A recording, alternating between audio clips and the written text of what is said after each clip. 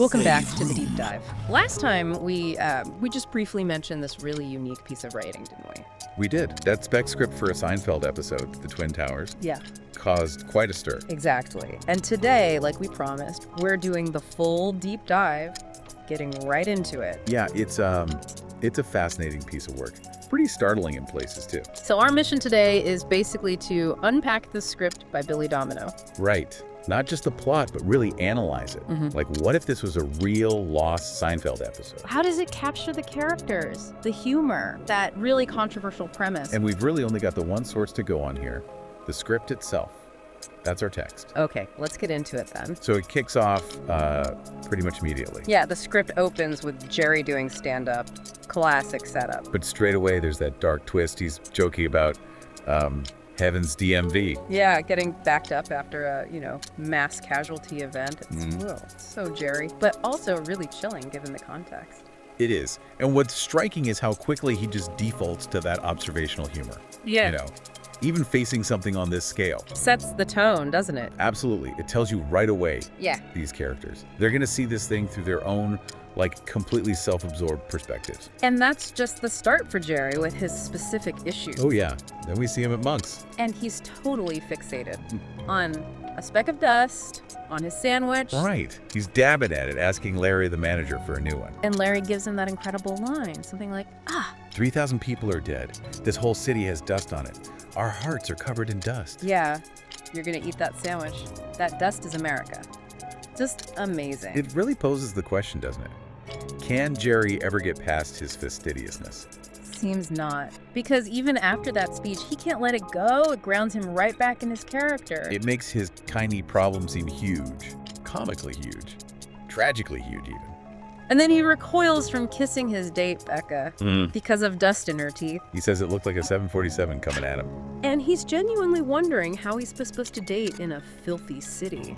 It's that perfect Seinfeld escalation, isn't it? A small annoyance becomes this, all-consuming phobia they just can't adapt. Meanwhile, Jerry's worried about dust, but George sees something else entirely. Oh, George. He goes straight for the opportunism, doesn't he? We see him at that Yankees Thank You Heroes event. And he's just so eager, shaking hands, hugging firefighters.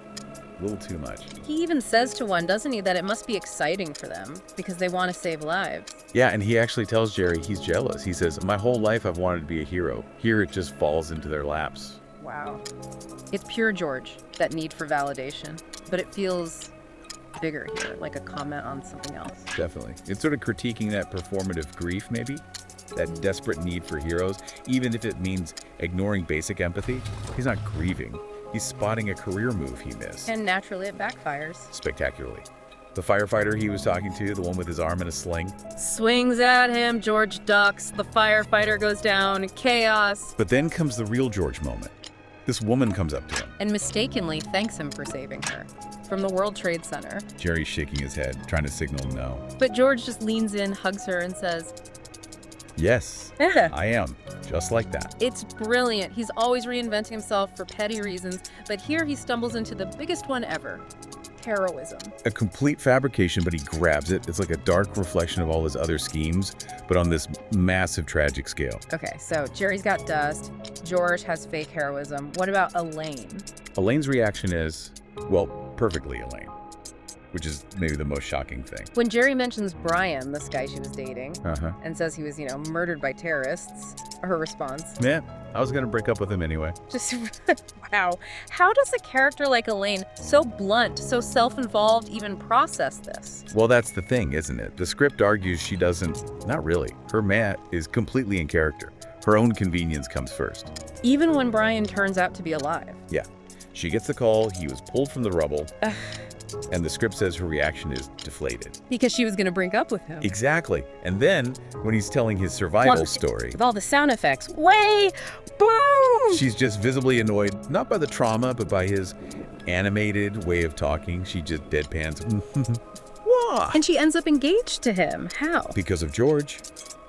George's fake heroism makes Brian seem like a real hero by comparison, and she feels pressured. Brian proposes with his hospital wristband. Oh my God. And she tells George she couldn't say no because he, George, is supposedly this great hero, so how could she reject a real one?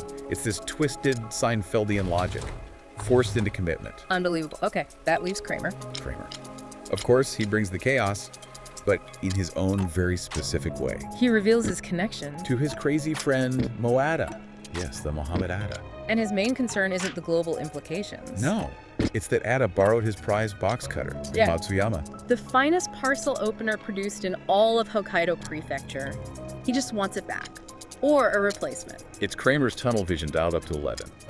The enormity of 9/11 is completely secondary to his, $20 box cutter. That's so Kramer. His personal little world always takes precedence. It really satirizes that idea of individual problems versus collective tragedy, doesn't it? So he actually tries to file a claim. Oh yeah, at the Terrorism Victims Claims Administration. For the box cutter. How does that go down? Predictably badly. He gets booed, called a traitor. The administrator tells him, you don't go to the burn unit to bum a cigarette. Huh. And even Jackie Childs won't touch it. Nope.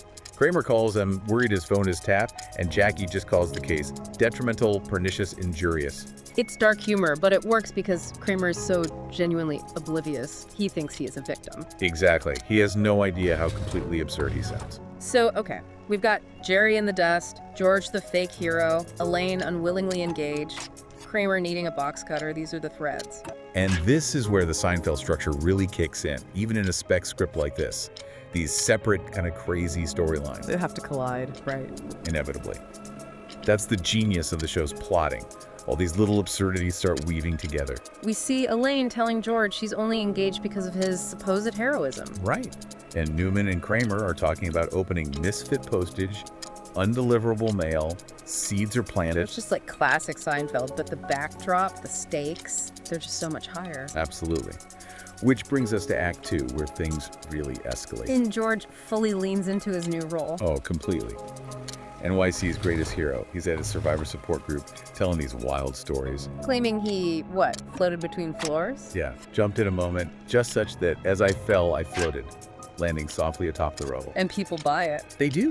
They even recall his brave cough and his distinctive sneeze. It's commentary on hero worship, maybe. How desperate people are for a hero. And the rewards start rolling in. Free popcorn and an XXX video. A new blazer from his survivors. And he starts dating Rachel, a widow. Telling her he can't imagine what it was like inside. He can only know.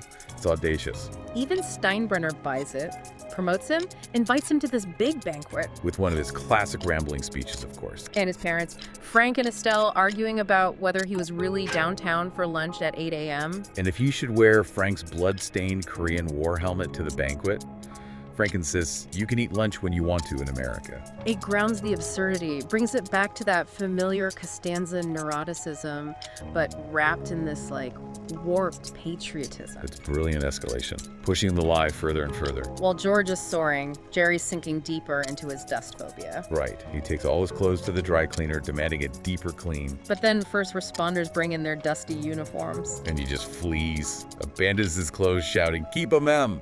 His detachment is becoming total. He can't see the bigger picture at all.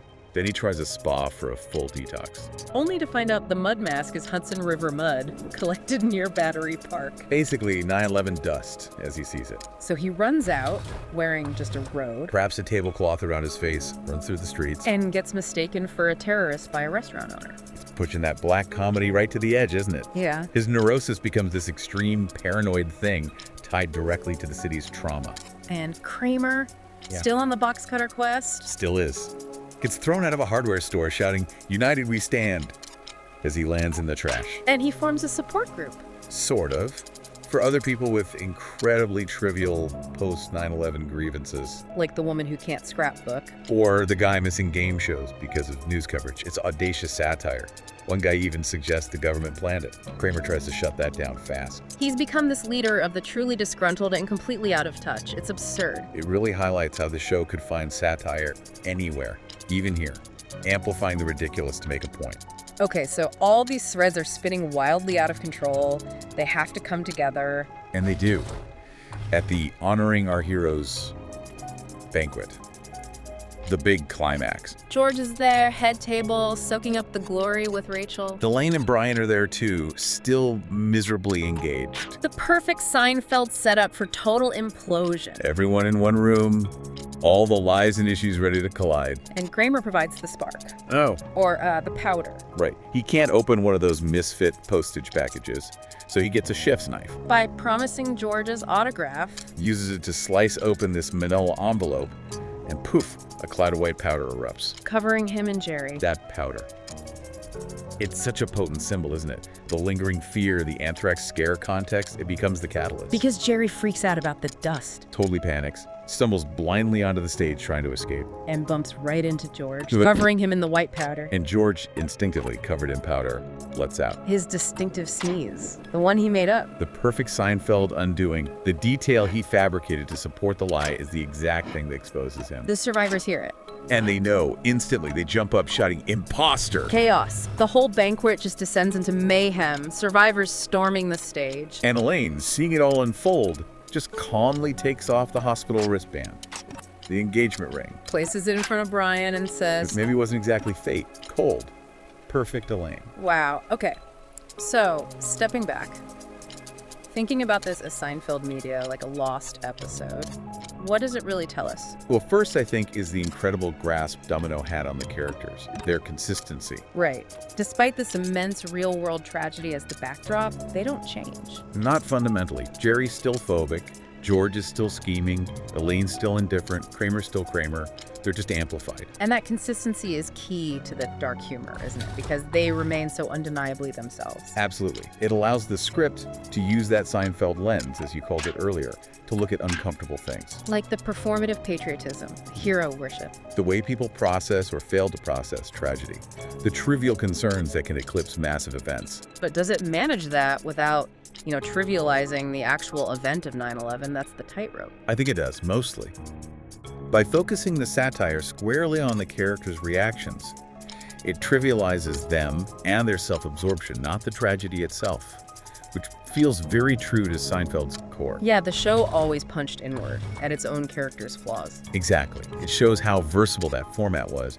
It could absorb this incredibly taboo subject and still somehow feel like Seinfeld. The structure holds up. The interconnected plots, the petty problems escalating, that chaotic climax, it's all there, just with this unbelievably heavy trigger. Yeah. That was definitely Dick Dive, Billy Domino's script. Yeah. It's really something else, so controversial, but also weirdly, so authentically Seinfeldian. It really is. It makes you think about the show's unique power, how it used comedy to reflect and, satirize society, even in its darkest moments. Their inability to rise above their own petty concerns becomes the joke, however dark that joke is. It's a testament to those characters, really. So, for you listening, what does this all bring up? Maybe think about how other characters, or even people you know, react under extreme pressure. Yeah, how do our core personalities hold up? And what does it say about us, about our comfort levels with finding humor or absurdity in really difficult times? Definitely a lot to think about there. Indeed. Until next time, keep digging into those unexpected places. You never know what insights you'll find.